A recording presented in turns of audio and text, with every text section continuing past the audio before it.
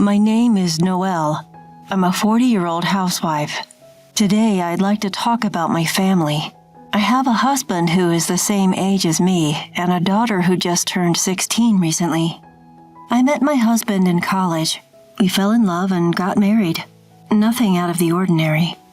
Unlike me, who has a rough personality, he is a very meticulous person. He had a peculiar obsession with how things were placed and was the kind of person who would not be satisfied until things were arranged to his liking. I felt some discomfort with him since we were dating. Yet, I had this feeling that marriage would change us for the better, but reality wasn't so sweet. After we got married, his meticulousness only increased. I had to adjust every aspect of my life to conform to his rules. No matter how tolerant I am, I can't accept all of his behaviors. Sometimes we would even end up in heated arguments. Every day passed in such a blur that there was not even a moment when I could rest. My daughter was born in the midst of such circumstances. My husband was delighted with our daughter, who came into our lives 2 years after our marriage. I thought this might bring some peace to our daily life. I was relieved, just by myself. However, my husband's attitude changed dramatically soon after. When a child is born, it's normal to adjust the rhythm of life to suit the child. Yet my husband didn't like that he couldn't keep his routine, and when our daughter squealed in the middle of the night, he would hurl strong words at her. Furthermore, he declared that he would not involve himself in child-rearing at all. I don't know how many times I have tried to divorce him because of his selfish attitude. Still, for the sake of our daughter, I gritted my teeth and endured. Every day, I fought desperately to protect my daughter, risking my own life. As if to mock my struggles, another tragedy was about to strike. And the cause was the very existence of the daughter I had fought so hard to protect. It's often said that children resemble their fathers, but I absolutely didn't want my precious daughter to resemble that man. Fortunately, her facial expressions were similar to mine. I thought everything would be okay. I believed so, but despite my wishes, as she grew up, her personality started to resemble my husband more and more. Around the age of 10, she started complaining about my cooking and became upset or threw tantrums when she didn't like the way things were placed or cleaned. Lately, with the onset of her rebellious phase, she even started to hurl harsh words at me. Of course, I didn't always let her have her way and often argued back. As if to break my heart, my husband sided with our daughter and started blaming me.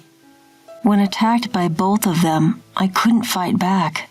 Ultimately, my life became one where I was being constantly criticized, and then the day finally arrived. From the morning, I was feeling lethargic. I had a slight fever and was feeling dizzy. I was so unsteady that I couldn't walk straight in the house. I couldn't even stand and was stuck sitting on a chair. Despite seeing me in this state, neither my husband nor daughter said a single kind word. Instead, he barked at me. "Hey, where did you put my tie? The red one, the one I used 2 months ago." "Hey, did you wash my socks?" "Mom, where did you put them?" Thus, they were only thinking of themselves. It's just a tie, just socks. Why do they make such a big deal out of such trivial matters? Couldn't they pay attention to me just for today? Somehow in my hazy consciousness, I managed to see them off, and then I collapsed in the hallway. The next thing I saw was the familiar ceiling of the living room. I had been sleeping on the couch. It seems I had moved to the living room unconsciously. Although I was still feeling tired, thanks to a good rest, my condition had improved. I was awake, but there was a pleasant feeling as if part of my brain was still asleep. Being unwell was the cause, but I wonder when the last time I have slept so soundly. I gave up trying to escape from that comfort and went back to sleep. When I woke up next, it was already dark outside, and when I reflexively looked at the clock, it was past 5 in the evening. I felt the blood drain from my body all at once. I hadn't done most of the household chores, such as laundry and dinner preparation. I have to at least make dinner. I jumped up and headed to the kitchen. Since there was no time to go shopping, I managed to put together a menu using only leftovers. "I'm home." My daughter came home at the worst possible time while I was still scrambling. "Wait, you're still making dinner? That sucks." "I'm sorry, it'll be ready soon." Ignoring my apology, my daughter went into her room. Soon after, my husband came home from work. "What, you're still cooking dinner?" His words were filled with obvious discomfort. He has a meticulous routine after coming home, so he must have noticed something was different. After saying only that, my husband went into his room. He starts eating 15 minutes after he begins to change his clothes. That was also part of his routine. This means I only had 15 minutes left. I cooked desperately. Even if the cutting was rough, even if I messed up the seasoning, I couldn't stop cooking. If I didn't finish before my husband came out of his room, I wouldn't know what would happen. I managed to finish plating just before my husband came out of his room. I made it. I could feel the tension draining from my body. But then, what the hell? Who could eat this? That was my husband's outcry. "What's wrong?" "What's wrong, you say?" You have some nerve asking that. My husband was inexplicably worked up. I didn't understand the cause of his anger. "This stir-fry, you overcooked it. The color is off, and the vegetables aren't even uniformly cut." "I'm sorry, I was a bit pressed for time today." "Time? You're not working. You have plenty of time." I couldn't forgive that single sentence. As if I wasn't doing anything at all. Why do I have to be spoken down to by a husband who doesn't even notice my discomfort? I have no time at all. Before I knew it, I was screaming with all my might. Do you have any idea how much I struggle every day? In a rush of emotion, I found myself screaming. It seemed to be an unexpected reaction for my husband. I saw him take a step back, his eyes filled with a frightened look. "What struggle? House chores can be done at your own pace, isn't it easy?" he challenged. "What do you know? It's not like I can just do them at my own pace," I countered. By then, I couldn't stop myself. "I was feeling really sick today, you know. I pushed through and made dinner, and you didn't even take a bite. How do you think that makes me feel?" I felt tears trickling down my cheeks. The emotions I had been holding back had finally exploded. Seeing my husband's face turn pale, I managed to calm down a bit. I was short of breath. My breathing was disrupted and I felt dizzy from all the shouting. But still, I waited for my husband's response. A simple apology, a single "I'm sorry" would have been enough. "Don't mess with me." That tiny spark of hope was extinguished by his trembling words. "Do you have any idea how much I struggle in the world to support our family? So you're saying I'm just living easy and free? I'm saying your job is to support me so I can focus on my work. That's just an excuse. I'm not your slave. Don't talk back to me." Just a little more and my husband would have raised his hand at me. I knew it instinctively, but I couldn't back down now. As I prepared to confront him with my next words, it happened. "What on earth are you doing?" Our daughter burst out of her room. "Your voices can be heard outside. Stop it. It's embarrassing." "Don't stop me. It's her talking nonsense that's the problem. It's you being selfish." "Just be quiet." My daughter's reprimand made us stop arguing. Then I explained to her what had happened.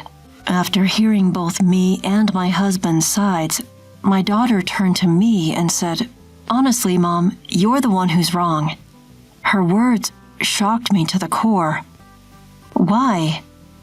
Because housework is your job, isn't it? Dad can't afford to take time off work, even when he's not feeling well. That's right, you're too lenient on yourself. My husband's face as he spoke after my daughter filled me with resentment. Mom is always late with her chores. Even today, you haven't done the laundry yet. That's right, and you're not efficient. You can't even fold the laundry properly. Their words shattered my emotions into pieces. So you're both saying I'm not trying hard enough? Maybe you're not trying hard enough. I could probably do it better and faster. Yeah, you're too laid back. I bet we could manage without you, Mom. My daughter's words cut deeper than anything else. So was I the dispensable person? I thought we were a family, but could they dismiss me so easily? Having been confronted with this cruel reality, I found myself running out of the house. Before I knew it, I was in a pitch-dark park with no streetlights. My feet hurt. Sitting on a park bench, I realized that I had run out without even putting on my shoes. My tears had long since dried up, and my mind was blank. How long had I been sitting like this? Even if I stopped thinking, the harsh words would never disappear. My heart wouldn't heal.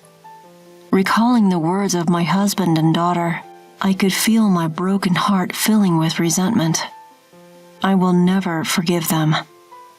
They, my family who trampled on my feelings, must face punishment. My fighting spirit was quietly burning. The next morning, I flawlessly finished the cleaning and laundry. And for breakfast, I prepared a menu as extravagant as a dinner at a famous restaurant. By the time I finished preparations, my husband and daughter arrived in the living room almost simultaneously. Without making eye contact with me, they both took their seats. Come on, let's have breakfast. Upon my words, their faces seemed to stiffen even more. Mom, what's going on? Today's breakfast is really fancy. Instead of my frozen husband, my daughter asked me. Well, isn't it your 16th birthday today? Did you forget? Huh? Yeah, I did forget. You should at least remember your own birthday. Right, Dad? Huh? Yeah. After exchanging curt conversation, the two started breakfast with awkward movements. The dining table was not filled with cheerful conversations, and it was clear that both were fully observing my behavior. Was it because they were unaware that they had hurt someone, or just didn't want to admit it? It's understandable with my husband. After all, he's a stranger. But my daughter, she's the one I gave birth to and raised. I wished she would grow up to be a more considerate, kind person.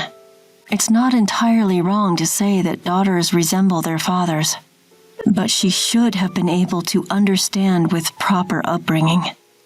I do have regrets, but it's a moot point now. Listen, just one word from me changed their expressions. What's going on? My husband's voice shook as he asked back. Starting today, I'm leaving this house. At that moment, they both paled simultaneously. Hold on. Why? Why? You said you could do the housework better than me. I didn't say anything like that. Yes, you did. I'm sure you said it. I have never cut off my daughter's words so strongly until now. Whether she was shaken by my attitude or not, she didn't argue further. Next was my husband's turn. You also said it. You said I have more free time than you because I'm at home. I didn't mean it like that. Does such an excuse work in the real world? He didn't answer. Don't misunderstand. I'm moving to another house starting today, but it doesn't mean I won't come to this house. Stop. Today's my birthday, right? You're going to celebrate, right? My daughter pleaded with a face that seemed about to cry. I looked at her face and laughed. I'm sorry. I'm serious about this. As I watched my daughter crumble on the spot, I quietly stood up. Well, I'm off. I left the house to the sound of my husband and daughter's screams. That day, I booked a room in a hotel a short distance from the house. From there, I rented an apartment on a monthly basis and started buying the necessary items. Even while I was busy, my phone was flooded with messages from the two. Apology messages and calls from my daughter were coming in every 5 minutes. My husband, it seems, is still unable to admit his fault. I keep receiving messages from him saying things like, "What you did was outrageous." I've left all the messages from the two of them unread. It's really convenient these days being able to show my intentions without doing anything.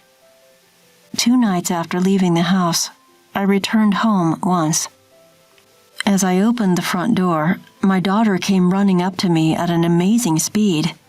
"Mom, you came back." "I just came back to pick up something I forgot." I untangled myself from my daughter's arms, which were wrapped around me like a hug, and headed for the living room. Since I had only been gone for 2 days, there was no change in the living room as expected. However, the kitchen was piled high with convenience store lunchboxes, ramen cups, and bottles. Worse than that was the bathroom. Laundry had been left unwashed there. Both my husband and daughter often complain about the way I cook and fold the laundry. However, neither of them can do household chores like cooking and laundry at all. Of course, knowing that, I left home, so the current disaster is within my expectations. My husband was in the living room, but due to his pride, he turned his face away after just a glance at me. I pulled away from a sobbing daughter and left the house silently that day. 1 week later, when I returned home to check on them, the house was already filled with garbage. These two who never clean up or even take out the trash. Even so, the mess was far beyond my expectations. "Mom!" My daughter's face, which emerged as if pushing through the garbage, was horribly dirty and her hair was disheveled.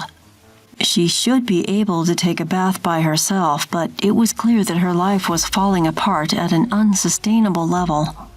And at this point, my husband finally admitted his fault. "I was wrong. I'm really sorry."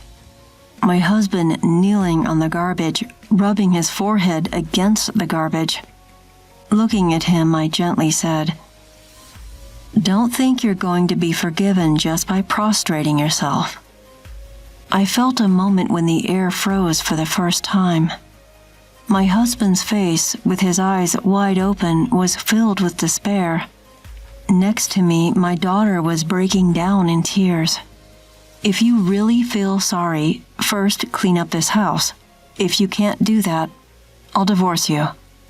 I get it, so please, forgive me." My husband jumped up and started to stir the trash around. He doesn't even know how to clean up in the first place, so it can't be helped. In the end, I proceeded with the cleaning while giving instructions to the two of them. It wasn't until 3 days later that everything was perfectly cleaned up. Now, shall we continue the birthday party? My husband and daughter lying in the living room, which is now cleaner than before. Looking down at the two of them, I deliberately said that cheerfully. From then on, all the housework was taken over by my husband. Even my daughter, who used to side with her father, is now on my side. Those days were very hard and painful, but now I realize that it was necessary.